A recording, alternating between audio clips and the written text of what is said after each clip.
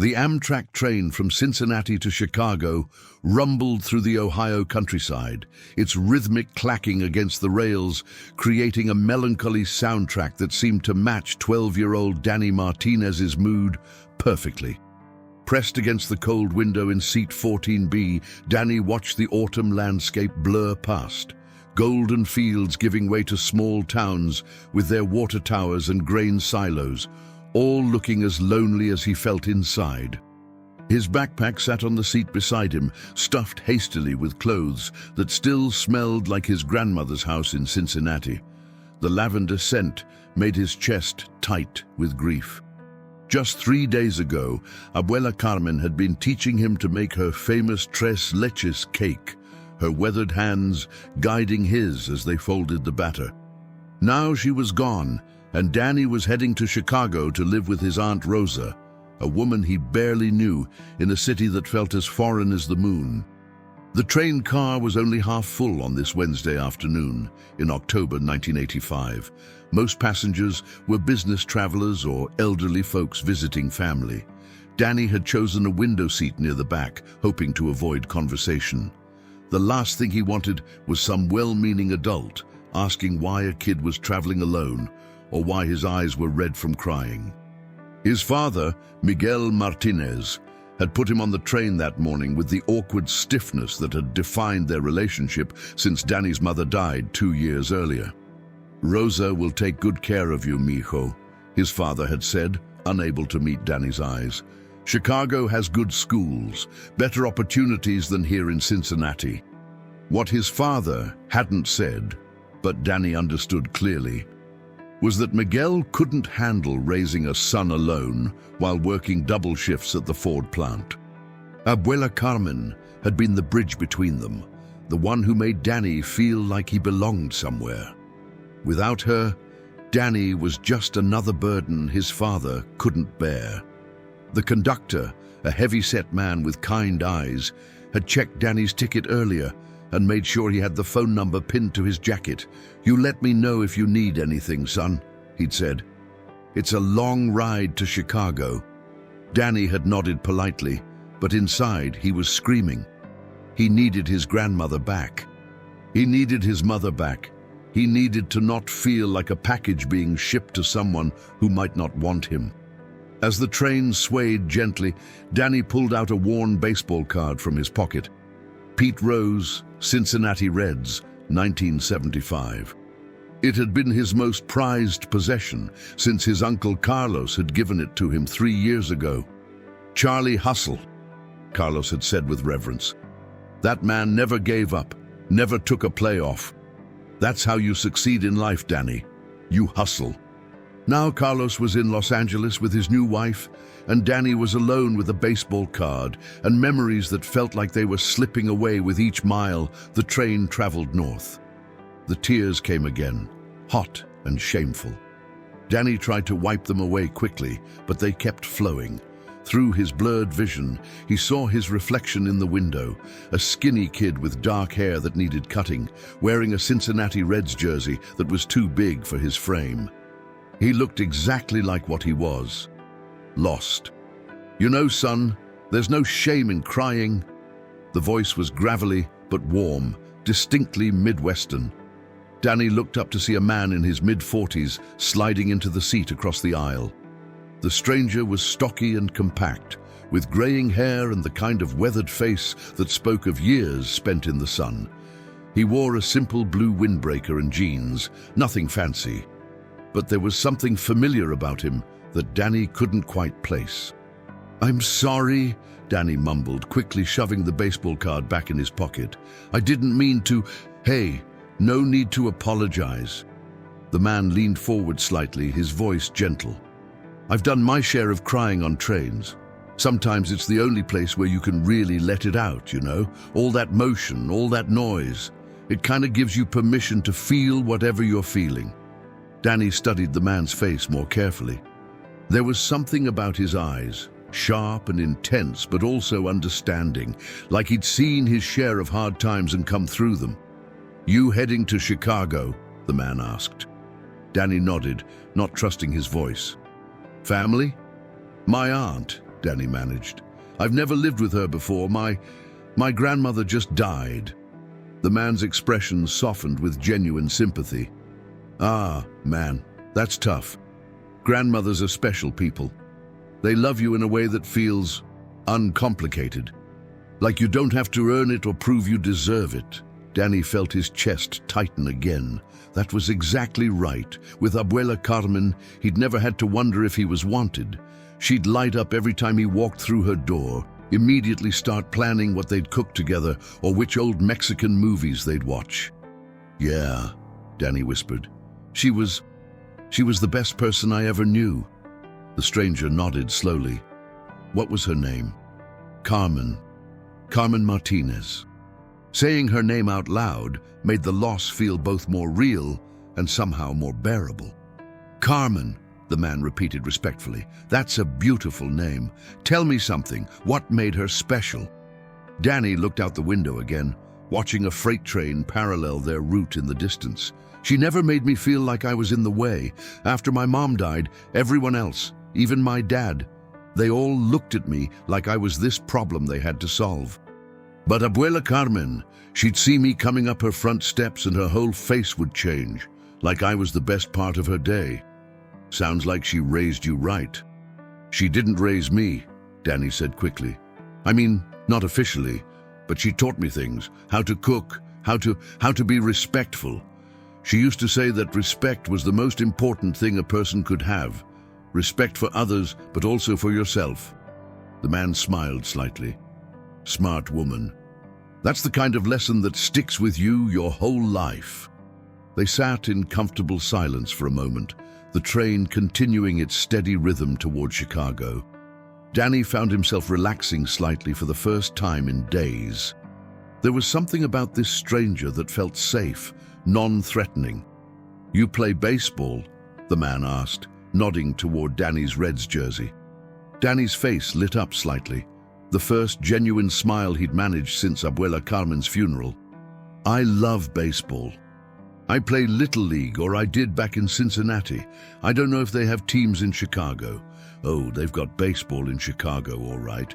Cubs and White Sox. Great baseball town." "I'm a Reds fan, though," Danny said with quiet loyalty. "Always have been. Nothing wrong with that. The Reds are a class organization. Great history, great players."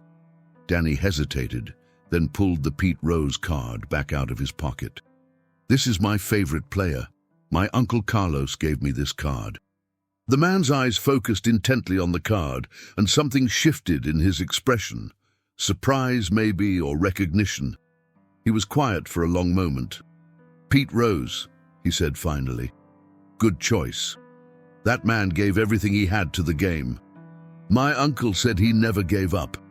That's what I'm supposed to remember, how to hustle, how to never quit." Danny's voice cracked slightly. "But I don't feel very strong right now. I feel like I'm giving up on everything." The man leaned back in his seat, considering his words carefully.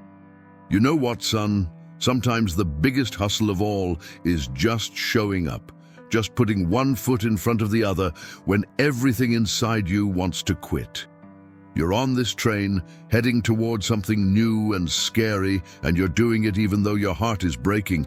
That's not giving up. That's courage." Danny looked at the card again, running his thumb over Pete Rose's face. Do you think he ever got scared, like really scared about failing? Every player gets scared sometimes, the good ones anyway. Fear keeps you sharp, keeps you focused. But what separates champions from everyone else is what they do with that fear. They don't let it stop them from swinging the bat. The train began to slow as they approached a small station. Danny watched through the window as people waited on the platform. Families meeting relatives, business travelers checking their watches, an elderly couple holding hands. "What if my aunt doesn't like me?" Danny asked suddenly. "What if I'm just another burden she doesn't want?" The man turned to face Danny directly, his expression serious but kind. "Can I tell you something? In my experience, most people want to do right by kids. They want to help, to make a difference. Your aunt agreed to take you in, right? That says something about her character. But what if... Hey! The man's voice was firm but gentle. What ifs will drive you crazy. I should know. I've spent plenty of nights lying awake thinking about all the what ifs in my life. The what if I had done this? What if I hadn't done that? But here's what I've learned. You can't live your life backward. You can only live it forward. Danny nodded slowly, though he wasn't sure he fully understood. Besides, the man continued with a slight grin, you've got something special going for you. What's that? You've got Pete Rose's hustle card. The man winked. That's got to count for something. Despite everything, Danny found himself almost smiling. You really think so? I know so. The train pulled into the small station and a few passengers got off while others boarded. Danny watched the activity through the window, feeling less alone than he had all day. This stranger, he hadn't even asked the man's name, had somehow made the fear feel more manageable. As the train pulled away from the station and picked up speed again, the man reached into his jacket pocket and pulled out a small notebook and pen. What's your aunt's name? He asked. Rosa Martinez. The man wrote something down, tore out the page, and handed it to Danny. That's my name and a phone number where you can reach me. If things get tough in Chicago, and I mean really tough, not just normal adjustment stuff, you call me, okay? Sometimes it helps to have someone in your corner who believes in you. Danny looked down at the paper. Written in neat handwriting was Pete Rose, Cincinnati, OH, and a phone number. Danny's eyes went wide. He looked up at the man, then down at the baseball card in his other hand, then back up again. You're really him? Pete Rose smiled, the same cocky, confident grin Danny had seen in countless newspaper photos and baseball cards. Guilty as charged. But you're Pete Rose. You're famous. You hold records. Danny's voice trailed off in amazement. I'm also just a guy on a train, talking to a kid who's having a tough day. Pete's expression grew more serious. Fame doesn't make you different inside, son. I still get scared sometimes. I still miss people who are gone. I still worry about letting people down. Danny stared at his hero in stunned silence. All those nights he'd fallen asleep looking at this baseball card, imagining what it would be like to meet Pete Rose, and here he was, not in a stadium or at a signing event, but on an ordinary train, treating Danny like he mattered. Why did you come sit with me? Danny asked. Pete was quiet for a moment, looking out the window at the passing landscape.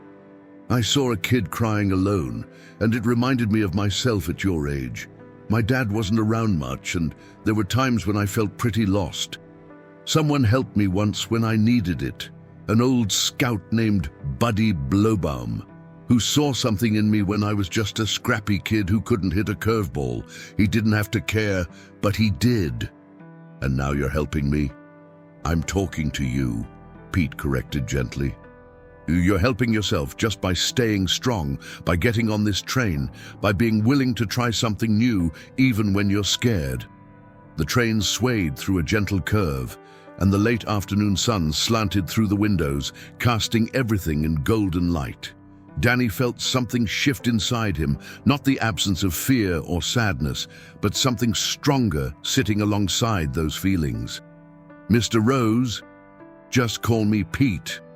Pete, thank you for sitting with me, for talking to me like I'm not just some dumb kid.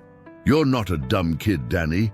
You're a kid who's been through some tough stuff and is still standing. That takes guts. They rode in comfortable silence as the train continued toward Chicago, but now Danny felt less like he was running away from his old life and more like he was traveling toward something that might possibly be okay. As the train rolled through Indiana farmland, Pete Rose pulled a thermos from his bag and unscrewed the cap, releasing the rich aroma of coffee into the air around their seats. Want some? He offered, but Danny shook his head. My grandmother used to say coffee would stunt my growth. Pete chuckled. Smart woman, though I started drinking it when I was about your age, and I turned out all right. But you should probably listen to your grandmother's advice. Danny fingered the piece of paper with Pete's phone number on it, still hardly believing this was real. Can I ask you something? Shoot. What was it like, playing in the World Series, getting all those hits, having everyone know your name? Pete leaned back in his seat, his eyes taking on a distant look. You know what the funny thing is? When you're in the middle of it, when you're in the batter's box with 50,000 people screaming, it doesn't feel like everyone thinks it does. It feels quiet, focused, like the whole world narrows down to just you, the pitcher, and that ball coming at you at 90 miles an hour. Weren't you nervous? Terrified, Pete admitted with a laugh. Especially my rookie year, 1963. I was 19 years old, barely older than some of the kids selling peanuts in the stands, and here I was, supposed to play second base for the Cincinnati Reds. You know what my first hit was? Danny shook his head eagerly. A blooper over the shortstop's head against the Pirates. Weakest little pop-up you ever saw, but it dropped in for a single. I was so excited running to first base that I almost overran the bag. Pete's eyes crinkled with the memory. After the game, my dad called me long distance, which was expensive back then, just to say he heard about it on the radio. Your dad was proud of you? Pete's expression grew more complex. My dad was complicated. He worked construction, tough as nails, didn't show emotion much, but baseball was the one thing we could talk about. He taught me to switch hit when I was just a little kid, made me practice until my hands bled sometimes. Danny thought about his own father, how awkward their conversations had become since his mother died. Did it get easier? Talking to him, I mean? In some ways, baseball gave us a common language, but there were still things. Pete paused, seeming to choose his words carefully. Look, Danny, fathers and sons, it's not always simple. Sometimes they love you but don't know how to show it. Sometimes they're doing the best they can with what they know. My dad works all the time now. Double shifts at the Ford plant. He says it's because we need the money, but I think he just doesn't want to be home with me. Pete was quiet for a moment, sipping his coffee. That sounds really hard. But you know what? Maybe your dad is working those double shifts because he loves you and wants to make sure you're taken care of. Maybe being around you reminds him of your mom, and that hurts too much right now. You think so? I think grief makes people do things that don't always make sense from the outside. When I was going through my divorce a few years back, I threw myself into baseball even harder than usual. Spent every waking moment at the ballpark because it was the only place that felt normal. Danny looked out the window, processing this. In the distance, he could see a high school football team practicing on a field, tiny figures running formations under the lights that were just beginning to flicker on in the early evening. Tell me about another game, Danny said. A big one. Pete's face lit up. Oh, I got a good one for you. Game 6 of the 1975 World Series against the Boston Red Sox. You probably heard about it. People call it one of the greatest games ever played. I was only 2 then. Right. Well, this was at Fenway Park in Boston, and the series was tied 3-3. Winner take all the next day. It was October, cold as anything, and the game went 12 innings. Pete's voice took on the rhythmic cadence of a natural storyteller. Bernie Carbo hit this incredible home run to tie it up for Boston in the 8th inning. Colton Fisk hit that famous homer that stayed just fair in the 12th. But you know what I remember most? What? The fans. Both teams' fans. They knew they were watching something special. Even when Boston won that game and broke our hearts temporarily, there was this feeling in the air like we were all part of baseball history being made. But you came back and won Game 7, right? We sure did. Joe Morgan drove in the winning run, and I got on base 3 times that game. But here's the thing, Danny. Even though we won the World Series, what I remember most is how that whole series brought people together. Strangers were talking to each other about baseball in airports, in restaurants, everywhere. It reminded everyone why they fell in love with the game in the first place. Danny pulled his knees up to his chest in the train seat. I fell in love with baseball watching you play.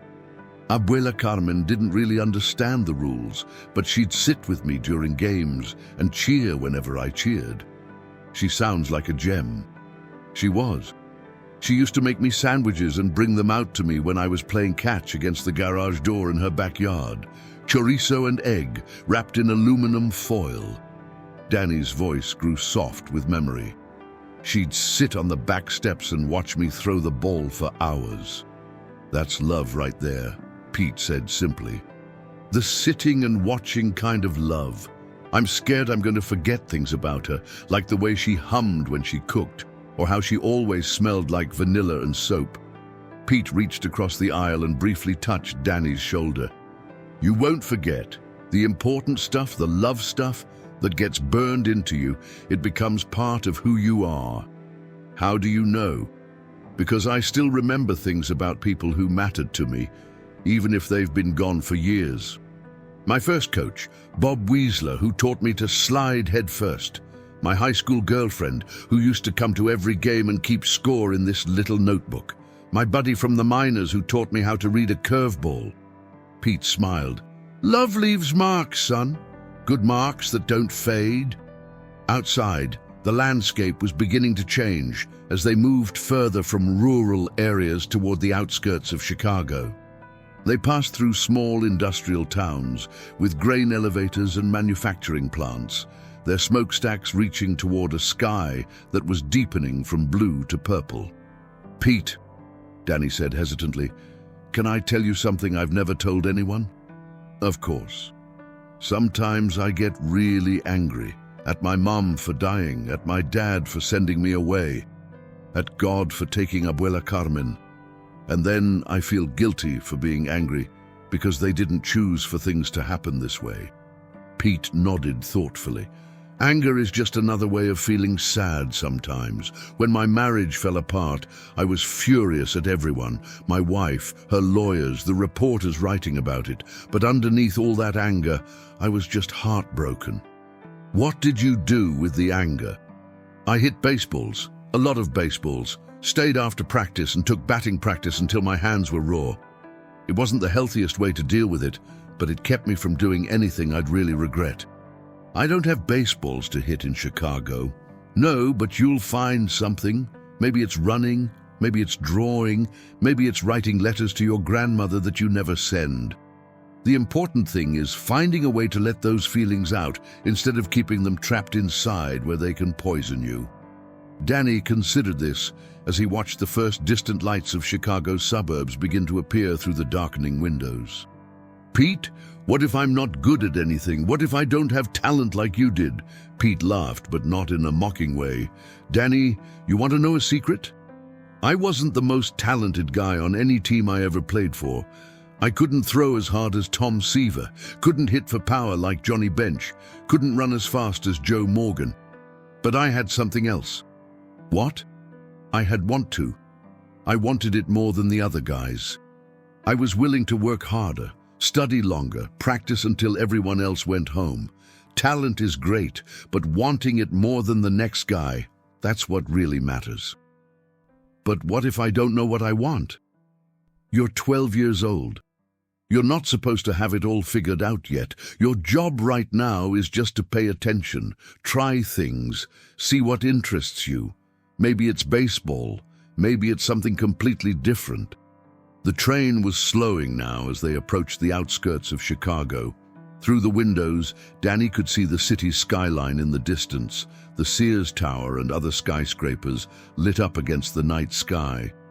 It's big, Danny said quietly. Yeah, it is, but big doesn't mean bad. Some of the best people I've ever known came from big cities. They're tough, resourceful, know how to take care of themselves and look out for others. What if I don't fit in? Pete turned to face Danny directly.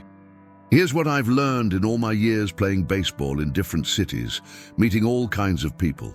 Most folks are decent if you give them a chance. They're dealing with their own problems, their own fears. If you treat them with respect, like your grandmother taught you, and if you're genuine, they'll usually respond the same way. And if they don't, then they're not your people, and you keep looking until you find the ones who are. The conductor walked through their car, announcing that Chicago Union Station would be the next stop in approximately 20 minutes. Danny felt his stomach tighten with nervousness. "I guess this is almost it," he said. "Almost," Pete agreed. "But remember what I told you earlier, this isn't an ending. It's just another inning in a very long game." Danny looked down at Pete's phone number written on the piece of paper in his hands. "You really meant it? About calling if I need someone to talk to?" "Absolutely. I'm in Cincinnati most of the off-season. And Danny, don't wait until things are terrible to call. Sometimes it's good to just check in, let someone know how you're doing. Even if nothing special is happening, especially then. The everyday stuff, the little victories, the small struggles. That's real life. The big moments, the dramatic stuff that only happens once in a while." As the train continued toward the city, Pete began gathering his things, a small duffel bag, his thermos, a newspaper he'd been reading earlier. "One more story?" Danny asked, not ready for their conversation to end. Pete checked his watch and smiled. "A quick one. You ever hear about the time I slid headfirst into first base? People always talk about that. They say it was crazy. Maybe it was. But here's why I did it. I figured every step mattered. Every fraction of a second could be the difference between safe and out. When you slide head first, you get there maybe a split second faster than running through the bag. Was it worth it? Getting hurt sometimes." Pete was quiet for a moment, looking out the window at the approaching city lights. "You know what, Danny? I played baseball the only way I knew how. All out, every single play. Did I get hurt sometimes? Sure. Did I make mistakes? Plenty. But I never had to wonder what would have happened if I'd given my best effort. That's what I want," Danny said suddenly. "I want to know I tried my hardest, even if things don't work out perfect." "Now you're talking," Pete grinned. "That's the hustle I was telling you about. That's championship thinking right there." The train was definitely slowing now, the cityscape growing larger outside the windows. Soon Danny would step off this train and into his new life, but somehow the prospect felt less terrifying than it had when they'd started this conversation hours ago. "Pete." "Yeah? Thank you for everything, for making me feel like I matter." Pete's expression grew serious. "Danny Martinez, you listen to me. You mattered before you got on this train, you matter now, and you'll matter in Chicago. Don't ever let anyone convince you otherwise." Boom. And as the train pulled into Union Station, Danny felt something he hadn't felt in weeks. Ready. The massive expanse of Chicago's Union Station opened before them like a cathedral of travel, its soaring ceilings and marble columns echoing with the sounds of thousands of people in motion. Danny had never seen anything like it. Vendors calling out their wares, families embracing arriving relatives, businessmen striding purposefully with their briefcases, all under the warm glow of enormous chandeliers that cast everything in golden light. Pete Rose walked beside Danny as they made their way through the crowds, Danny's backpack slung over his shoulder and his baseball card clutched carefully in his free hand. The scale of the station was overwhelming, but having Pete beside him made Danny feel less like a lost child and more like a traveler with a destination. "Pretty impressive, huh?"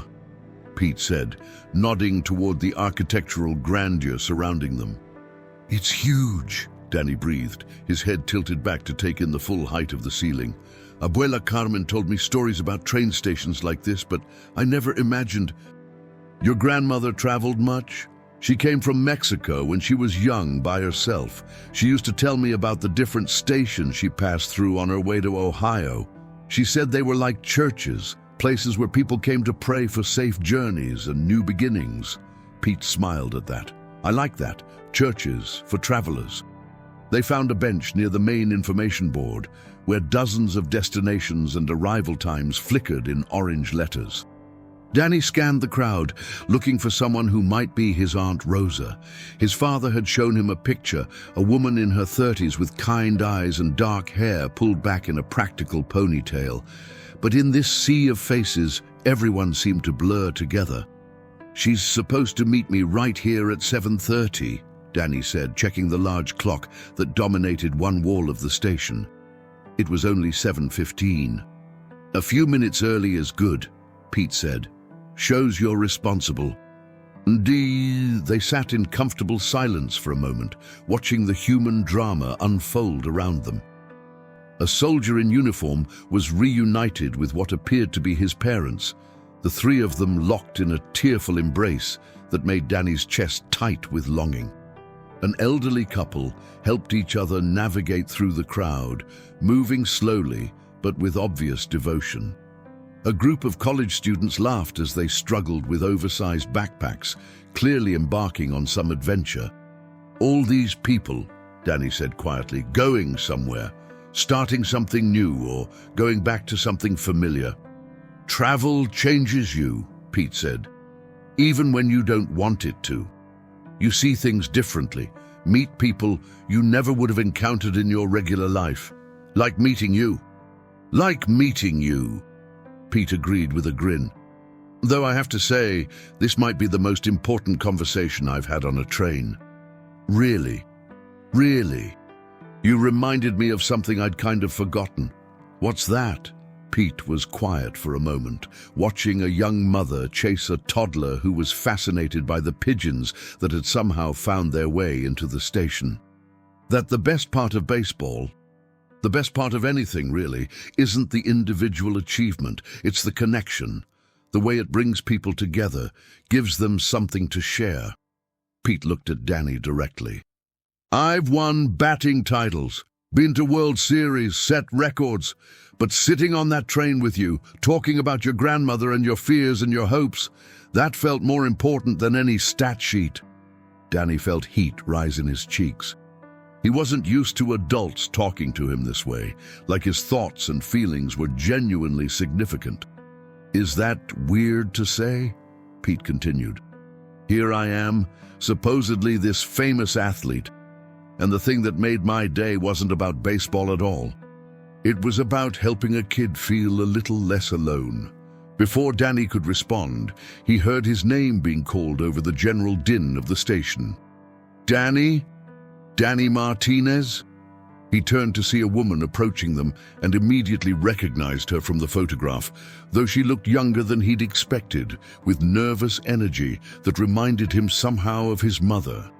Rosa Martinez wore jeans and a Cubs sweatshirt, her dark hair loose around her shoulders, and her face broke into a relieved smile when she spotted Danny. "There you are. I was worried I'd miss you in all this chaos." She reached them and immediately pulled Danny into a hug that was warm but tentative, as if she weren't quite sure how much affection he was ready for. "Hi, Aunt Rosa," Danny said, his voice smaller than he'd intended. "Just Rosa is fine, honey. We're going to figure this out as we go, okay?" She looked at Pete with curious friendliness. "I hope Danny wasn't bothering you on the train. He's usually pretty quiet."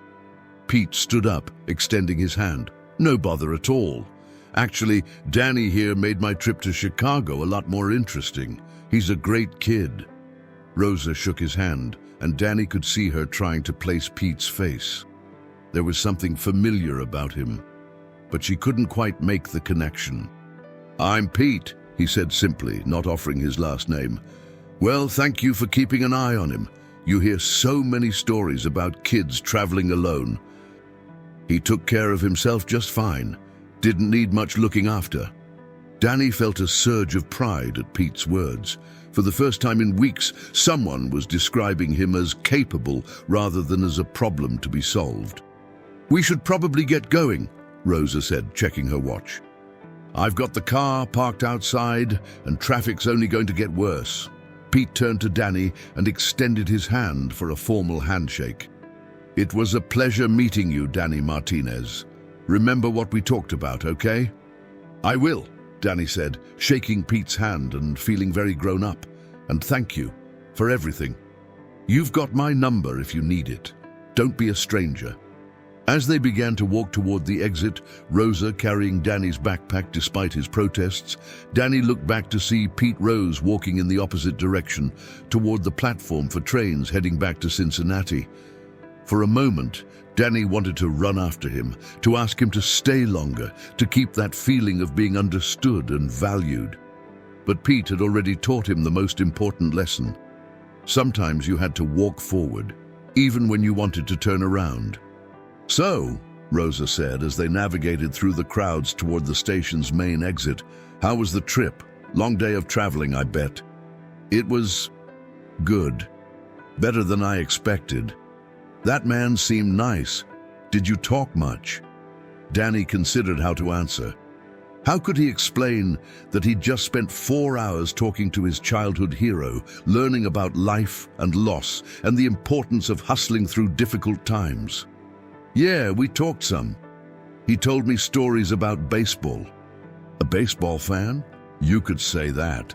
They emerged from the station into the crisp October evening air, and Danny got his first real look at Chicago beyond the confines of the train and station. The city stretched out around them in all directions. Buildings taller than anything he'd ever seen in Cincinnati, streets filled with cars and buses and people, an energy that felt both exciting and overwhelming. It's a lot, isn't it? Rosa said, noticing his expression. I remember when I first moved here from Cincinnati 5 years ago, I spent my first week convinced I'd made a terrible mistake. What changed your mind? I realized that big doesn't necessarily mean impersonal. Once you find your neighborhood, your routine, your people, it starts to feel manageable, human-sized. They reached Rosa's car, a blue Honda Civic with a Cubs sticker in the back window and what appeared to be art supplies scattered across the back seat.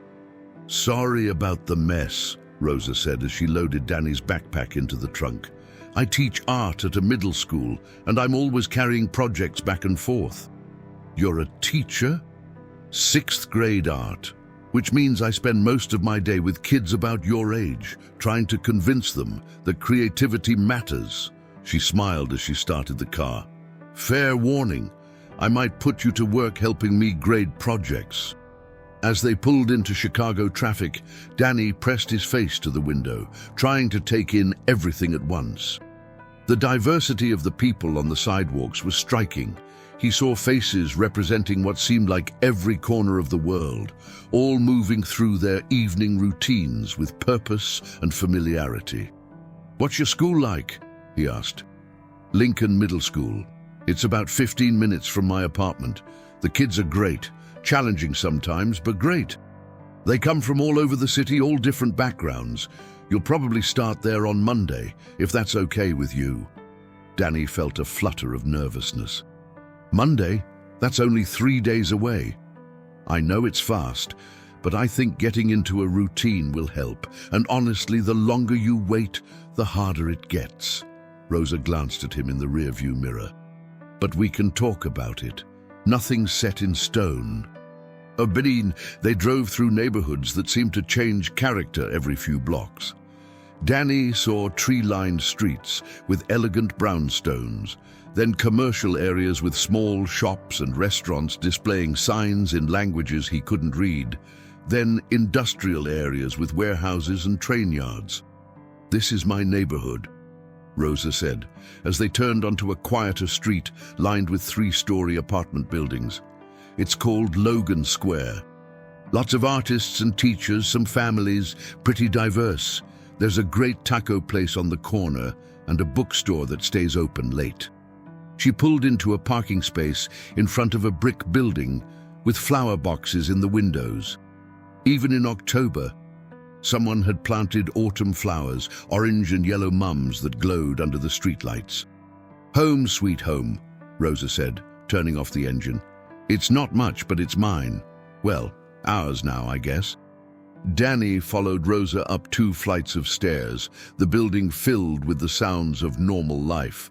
A television playing somewhere, someone practicing piano, the smell of dinner cooking. It felt alive in a way that was different from the suburban quiet of Cincinnati. Rosa's apartment was small but warm, with art covering nearly every wall. Some professional pieces, but also what were clearly student projects. The living room had a comfortable couch facing a small television, bookshelves stuffed with art books and novels, and a dining table that doubled as a workspace, covered with papers and colored pencils. "The couch folds out into a bed," Rosa said, suddenly looking uncertain. "I know it's not ideal having to sleep in the living room, but it's just temporary until I can figure out something better. Maybe we can look into a 2-bedroom place after Christmas." "It's fine," Danny said quickly. "Really, it's better than I expected." And he meant it. There was something about Rosa's apartment that felt welcoming, creative, alive. The walls were painted warm colors, deep red in the dining area, soft yellow in the kitchen, and plants sat on windowsills and shelves, creating small pockets of green throughout the space. "Are you hungry? I made some soup earlier and there's fresh bread from the bakery downstairs."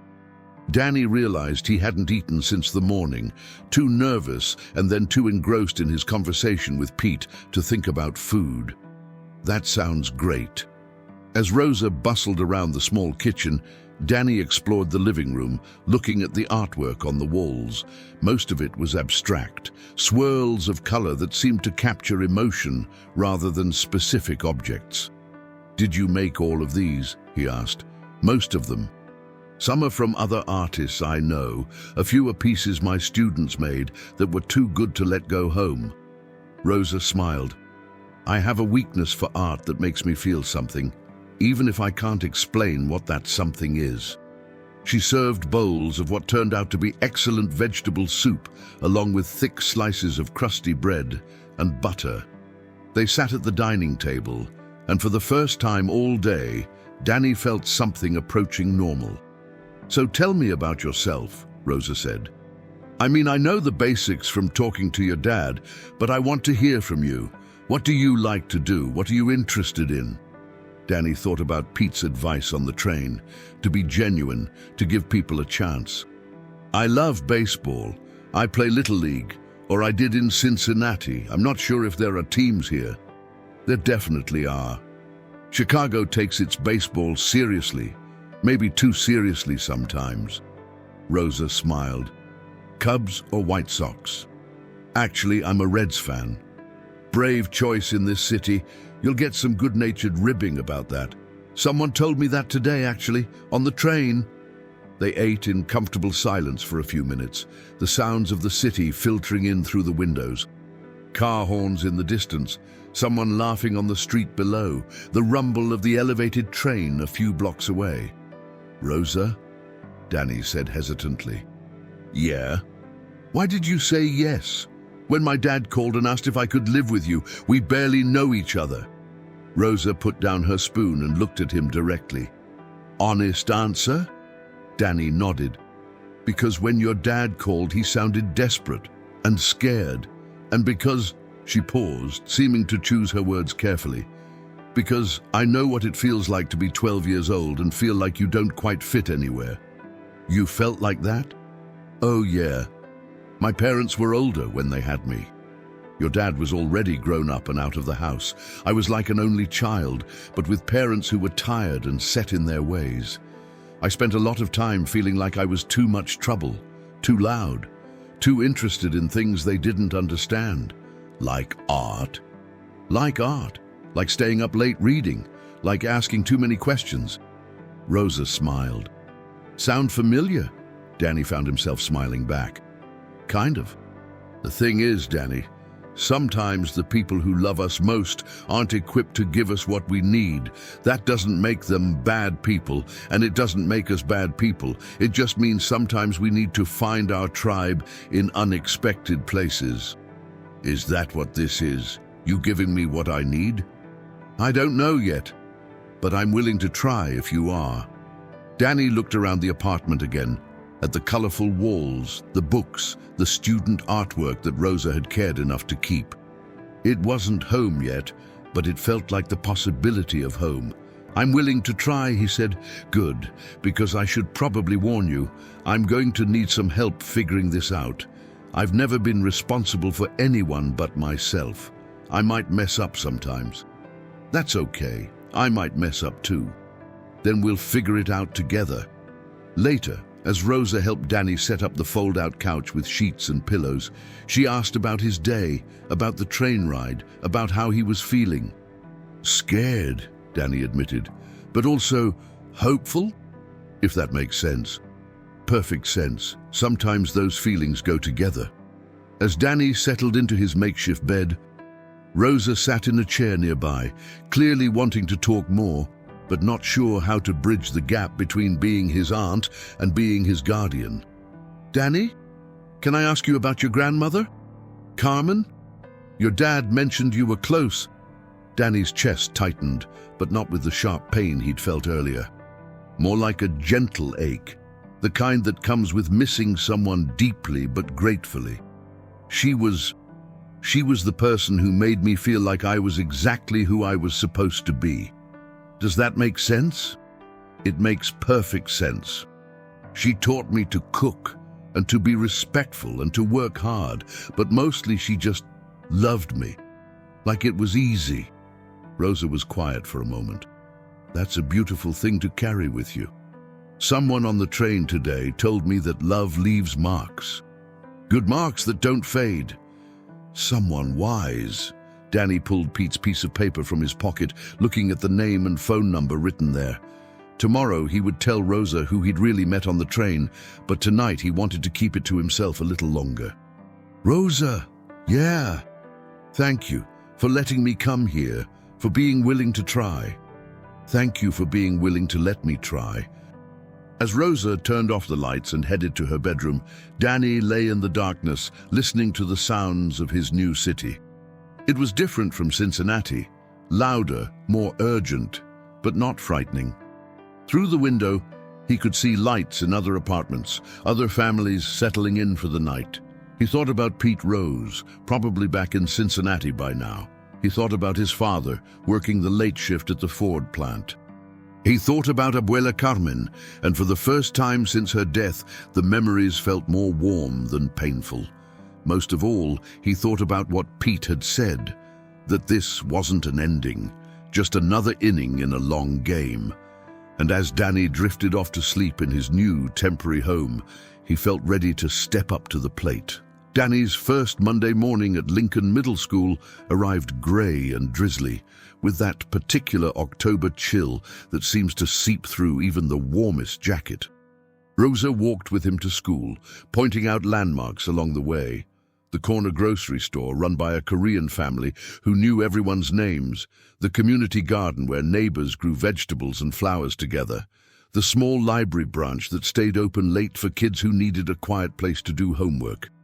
"That's where I go when I need to think," Rosa said, pointing to a small park with a playground and a few benches scattered under large oak trees. "It's not much, but sometimes you need a place that feels separate from everything else."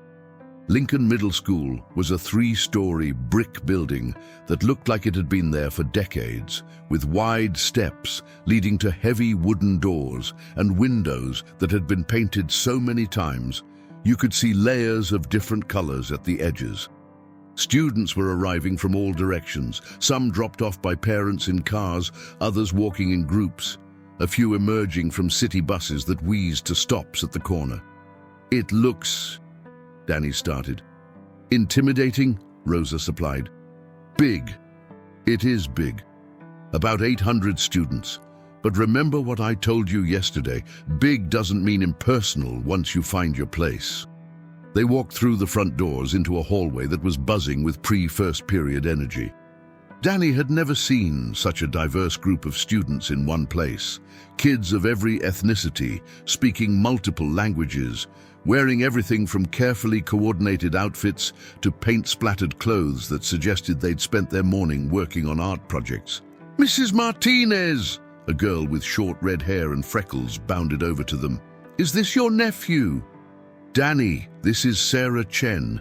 She's one of my 6th grade artists and also the unofficial welcomer of new students." Sarah looked Danny up and down appraisingly. "Cubs or White Sox?" "Neither. Reds." Sarah's eyebrows shot up. "Reds? That's different. Bold choice." She grinned. "I like people who aren't afraid to be different. Come on, I'll show you where your locker is and introduce you to some people." Rosa squeezed Danny's shoulder. "You're in good hands. Remember, if you need anything, my classroom is on the 3rd floor." And Danny, "Yeah?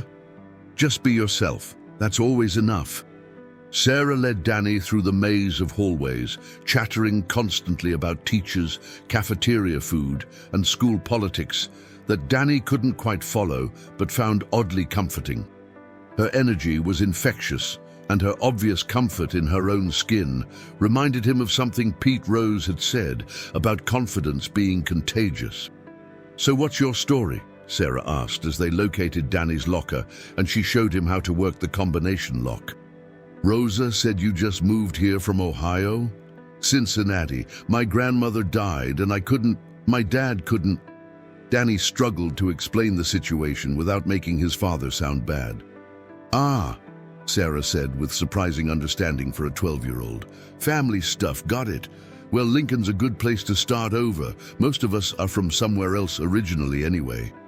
She introduced him to Marcus, a tall African-American kid who was clearly the math genius of the 6th grade, and to Elena, whose family had moved from El Salvador when she was 6 and who was trilingual in Spanish, English, and what appeared to be advanced sarcasm. "You play any sports?" Marcus asked as they walked toward their first period class. "Baseball, Little League in Cincinnati. We've got teams here, but they're more competitive than some places. Coach Williams runs a pretty serious program. I'm not trying to be the next major leaguer or anything," Danny said. "I just love playing." "That's cool." "Actually, that's better than cool. Half the kids on the team are so worried about impressing college scouts that they forget to have fun." Their first period was social studies with Mr. Davidson, a young teacher who wore colorful ties and had a way of making historical events sound like adventure stories. Danny found himself relaxing as the class discussed westward expansion and the challenges faced by immigrants in the late 1800s. "Immigration has always been about courage," Mr. Davidson said, perching on the edge of his desk. "Think about what it takes to leave everything familiar and start over somewhere completely new. What kinds of people do that? What qualities do they need?" Elena raised her hand. "My parents say you need to be brave, but also practical. You can't just hope things work out. You have to make them work out." Danny thought about his grandmother's stories of coming to America from Mexico, about Pete Rose talking about hustle and determination, about his own train ride to Chicago. Before he quite realized what he was doing, he raised his hand. "Yes, Danny. I think maybe it also takes the ability to believe that things can be better, even when you're scared. Like, you have to have faith that the risk is worth it." Mr. Davidson smiled. "Excellent observation. Faith in possibility. That's a powerful motivator." As the class continued, Danny felt something he hadn't experienced in weeks. Engagement. His brain was working, connecting ideas, finding patterns. For 45 minutes, he wasn't the grieving kid or the burden or the outsider. He was just a student with thoughts worth sharing. The day continued with math, challenging but manageable. English, where they were reading Bridge to Terabithia, which made Danny's chest tight with recognition of loss and healing. And science, genetics, which fascinated him. By lunchtime, Danny felt cautiously optimistic. The cafeteria was loud and chaotic, but Sarah steered him to a table near the windows where her group of friends had claimed territory. The conversation ranged from complaints about homework to passionate debates about which Chicago pizza place was superior, with side discussions about movies, music, and weekend plans. "So, Danny," said a kid named James who had been introduced as the class clown. "What's the weirdest thing about moving to Chicago so far?" Danny thought for a moment. "Honestly, how friendly everyone is.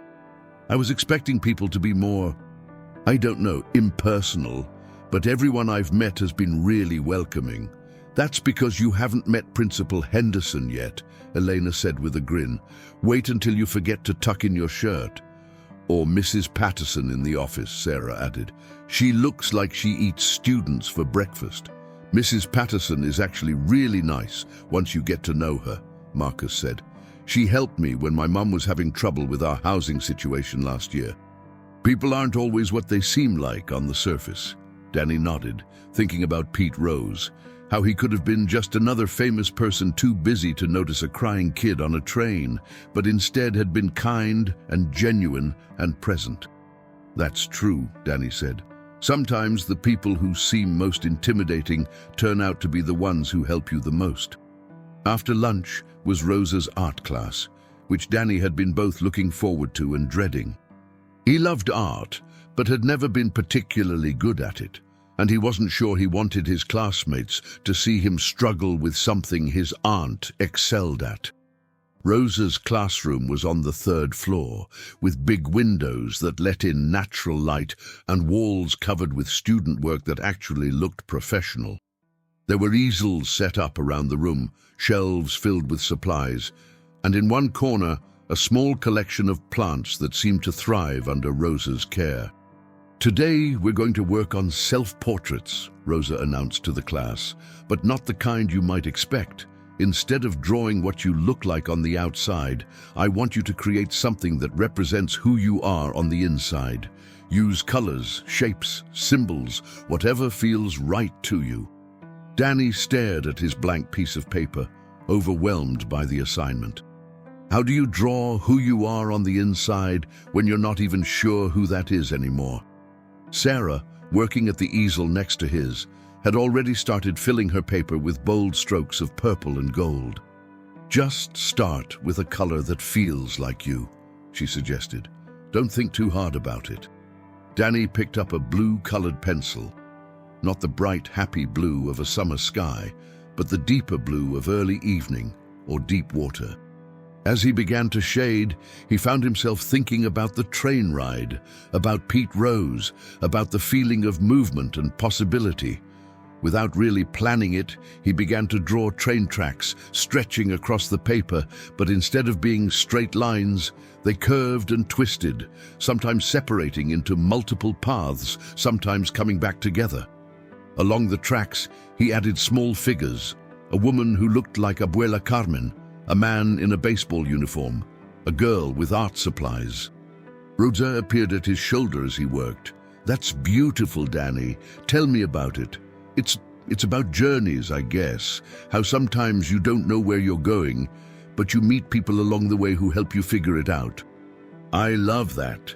The way you've made the tracks curve, it shows that life isn't linear, that sometimes the path doubles back or goes in unexpected directions." As Danny continued working, he added more details. Small houses that represented homes he'd lived in, a baseball diamond, books to represent learning, and in the center, a heart that contained all the other elements.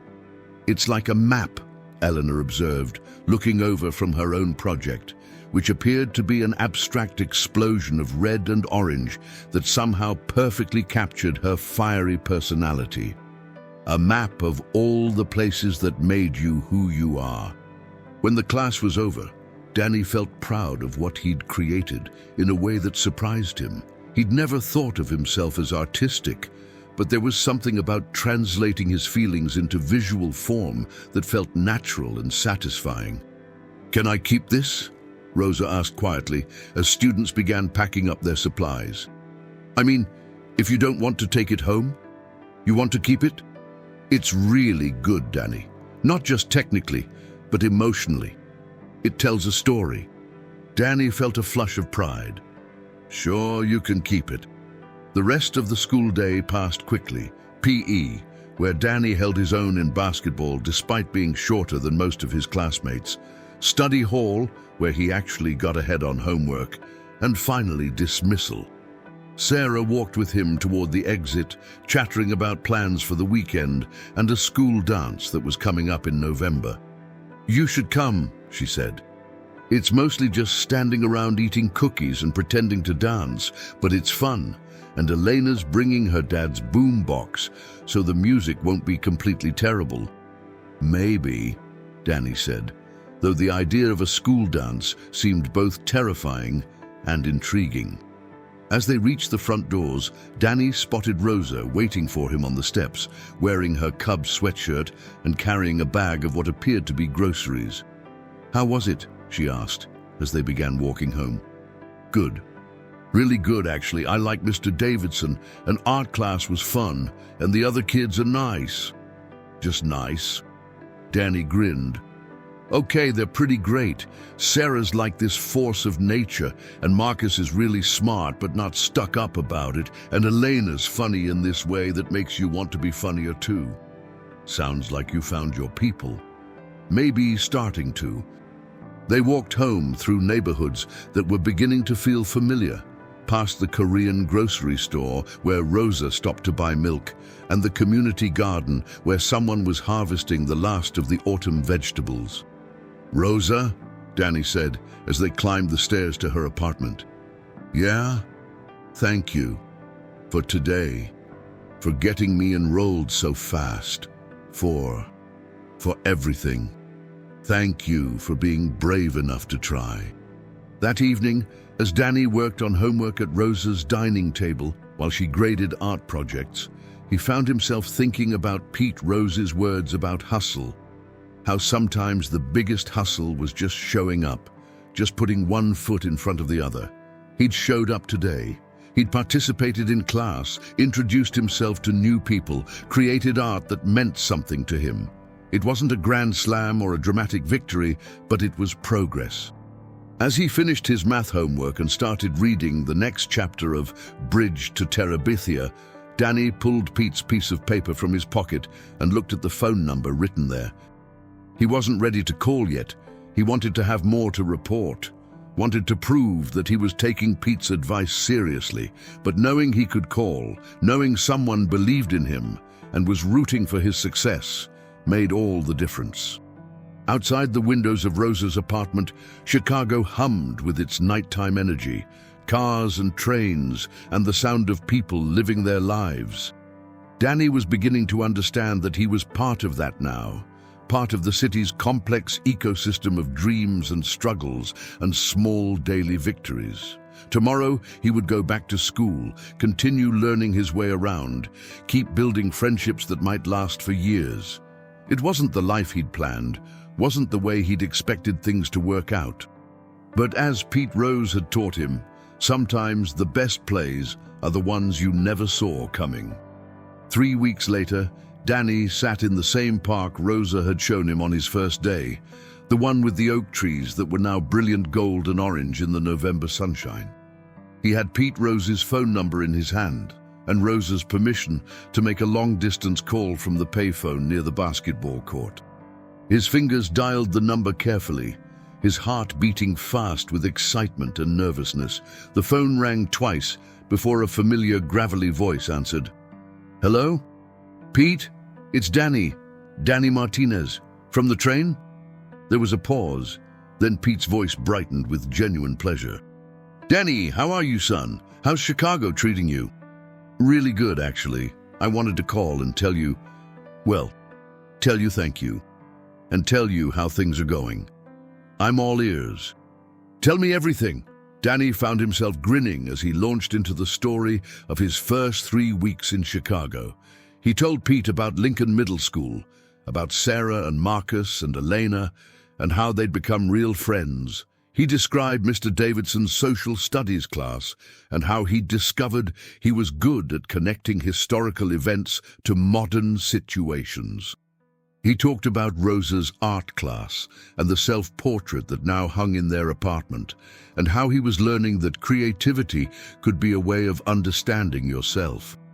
And the best part, Danny said, his voice full of excitement, is that I made the baseball team. Well, not the official team. That doesn't start until spring. But Coach Williams runs a fall practice league, and he said I've got good instincts and a solid swing. That's fantastic! Pete's enthusiasm came through clearly over the phone line. Are you still hustling on every play?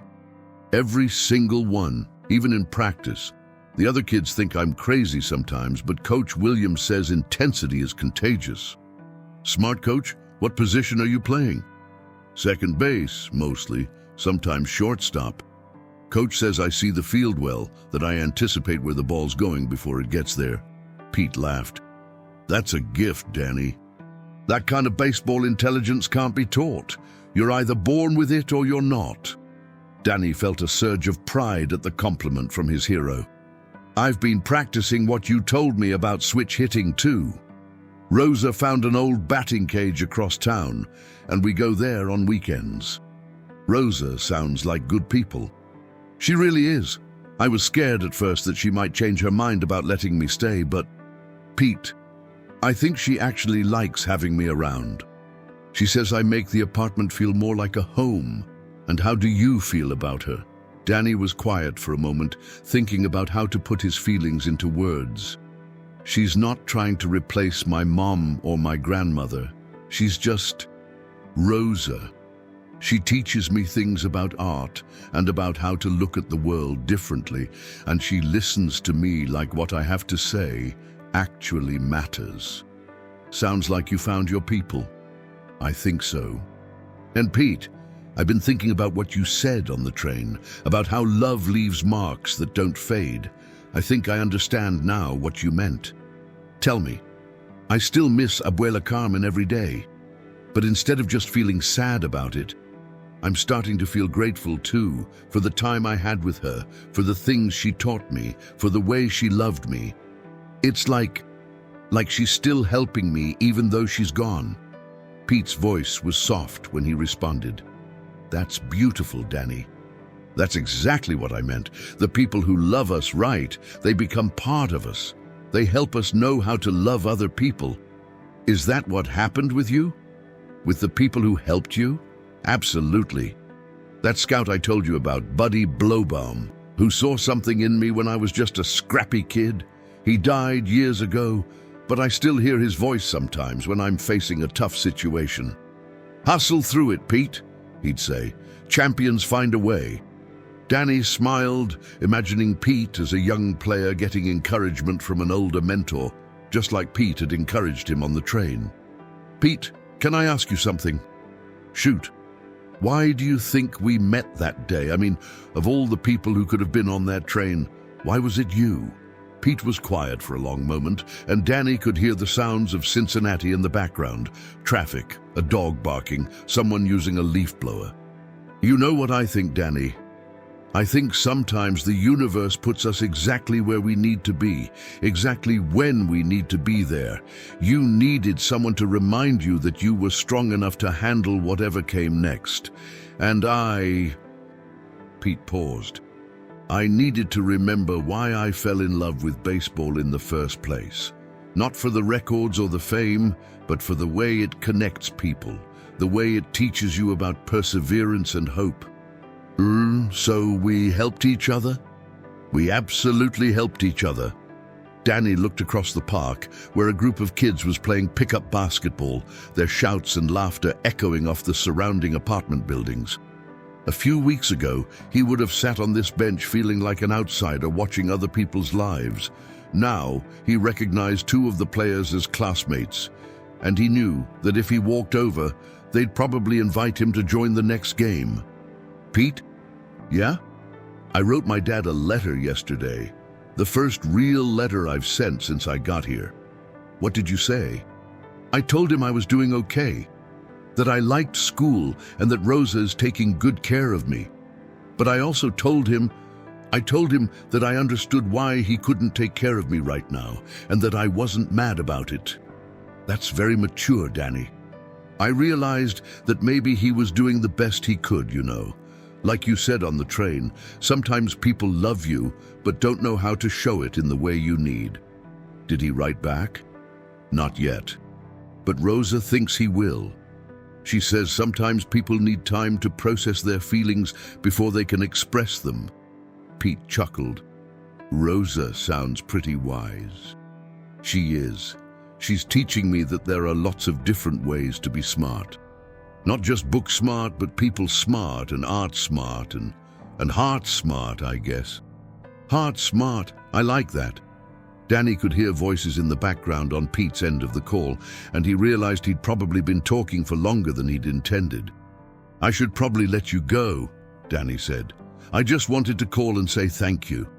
For sitting with me that day, for talking to me like I mattered, for giving me your phone number. It made all the difference. Danny, I want you to know something. That conversation we had on the train, it was one of the most important conversations I've had in years. You reminded me that the real game isn't played in stadiums. It's played in moments like that, when people connect and help each other get through tough times. Really, really, and I want you to promise me something. Okay. I want you to promise that when you see someone else who needs help, some other kid who's scared or lonely or going through a hard time, you'll remember how it felt to have someone sit with you and care. And then you'll be that person for them. Danny felt a lump in his throat. I promise. Good man. Now you keep in touch, okay? I want to hear about your baseball season in the spring. And Danny? Yeah? Your grandmother would be proud of you. The way you're handling everything, the way you're growing into the person she knew you could be, she'd be so proud. After they hung up, Danny sat on the park bench for a while longer, watching the world go by and thinking about the strange, wonderful way life had unfolded over the past month. A train ride that he dreaded had led to a conversation that changed everything. A move to a city that had terrified him had led to friendships and opportunities he never could have imagined. As he walked home to Rosa's apartment, to his apartment now really, Danny passed the Korean grocery store where the owner waved and called him by name, the community garden where he'd started helping on weekends, the library where he'd discovered a love for biographies of athletes and artists. Rosa was in her classroom-turned-workspace when he arrived, grading the latest batch of student projects, while jazz music played softly from a small radio on her desk.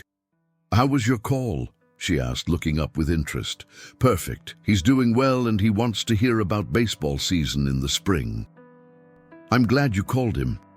Sometimes the people who help us need to know that their help mattered." Danny sat down at the dining table and pulled out his homework, but before he started working, he looked at Rosa seriously. "Can I ask you something?" "Always." "Are you happy I'm here? I mean, really happy, not just being nice because you have to be." Rosa put down the project she was grading and looked at him directly. "Danny Martinez, having you here has been one of the best things that's happened to me in years. You've made me laugh, you've made me think about things differently, you've helped me remember why I love teaching. This apartment feels like a home now instead of just a place where I sleep." "Really? Really? I was kind of lonely before you got here, if I'm being honest. I didn't realize how much until you arrived, and suddenly there was someone to cook for, someone to talk to about my day. Someone who cared whether I remembered to buy milk at the grocery store." Danny smiled. "So we're both better off?" "We're both much better off." Dis.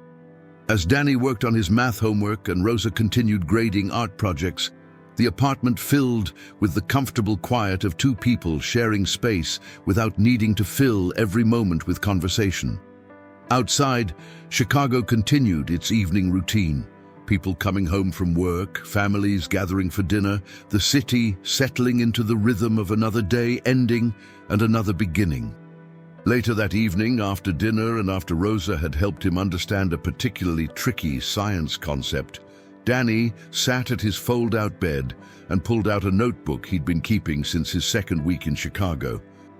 In it, he wrote down things he was grateful for, things he was learning, goals he had for himself. Tonight he wrote, called Pete Rose today. He remembered everything about our conversation on the train and seemed genuinely happy to hear from me. He said the most important thing was that when I see someone else who needs help, I should remember how it felt to have someone care and then be that person for them. I want to remember that always. He paused, thinking, then added, I think I'm starting to understand what home feels like. Not just a place where you live, but a place where people know your name and care about your dreams and believe you can accomplish good things. Rosa's apartment is starting to feel like home. Lincoln Middle School is starting to feel like home. Even Chicago is starting to feel like home. Finally, he wrote, Abuela Carmen always said that God puts people in our path for a reason. I think Pete Rose was put in my path to remind me that I'm stronger than I thought I was. And maybe I was put in his path to remind him why he loves baseball, not just the playing part, but the part about connecting with people and helping them believe in themselves. Maybe that's how it works. We help each other without even realizing we're doing it. As Danny turned off the light and settled into his bed, he could hear Rosa moving around in her bedroom, getting ready for sleep. Tomorrow would bring another day of school, another opportunity to learn and grow and build the life he was creating in Chicago. There would be challenges, there always were, but he felt equipped now to handle them. He thought about Pete Rose, probably asleep in Cincinnati, and his father working the late shift at the Ford plant, and all the friends he was making at Lincoln Middle School.